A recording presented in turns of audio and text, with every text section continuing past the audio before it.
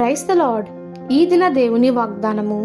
దావీదు కుమారుడా యేసు, నన్ను కరుణింపుము అని కేకలు వేయడం మొదలుపెట్టాడు. ఊరకుండుమని అనేకులు వాణ్ణి గద్దించినా వాడు మరి ఎక్కువగా కేకలు వేశాడు. అప్పుడు యేసు నిలిచి వారిని పిలువమని చెప్పెను. మార్కు సువార్త 10వ అధ్యాయము 49వ వచనము. ఒకసారి గుంపులుగా జనం యేసయ్యతో యెరికో నుండి బయలుదేరి వస్తున్నారు. జన సమూహమును సందడిని గమనించిన త్రోవ పక్కన ఉన్న గ్రుడ్డివాడు, నజరేయుడైన యేసయ్య ఆ దారిన వెళ్తున్నాడని విని, దావీదు కుమారుడా యేసు, నన్ను కరుణింపుము అని కేకలు వేయడం మొదలుపెట్టాడు. ఊరకుండమని అనేకులు వాణ్ణి గద్దించినా వాడు మరీ ఎక్కువగా కేకలు వేశాడు. అప్పుడు యేసు నిలిచి వారిని పిలువమని చెప్పెను. గ్రుడ్డివాడు అంధకారంలో ఉన్నాడు. వెలుగనేది అతని జీవితంలో ఎన్నడూ చూడలేదు. త్రోవ పక్కన అడుక్కునేవాడు కానీ ఆదరించేవాడు ఎవరైనా ఉన్నారా అని ఎదురు చూస్తూ ఉన్నాడు. ఆ సమయం రానే వచ్చింది. నజరేయుడైన యేసయ్య ఆ దారిన వెళ్తున్నాడని విని, నన్ను కరుణింపుమని పలుమార్లు కేకలు వేశాడు. అతని కేక యేసయ్యను ఆ చోట నిలిపింది.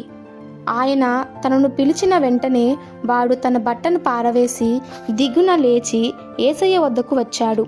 అప్పుడు యేసు, నేను నీకేమి చేయగోరుచున్నానని అడుగగా, వాడు, బోధకుడా, నాకు దృష్టి కలుగజేయమని ఆయనతో అనెను. నిలిచి పిలిచిన యేసయ్య మాటకు గ్రుడ్డివాడు లోబడ్డాడు.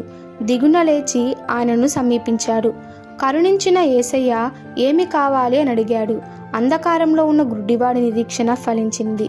వాడు చూపు పొంది ఆ త్రోవన ఆయన వెంటే వెళ్ళాడు. ఈ దినాలలో చాలామంది సహాయం కొరకు యేసయ్యను వేడుకుంటారు.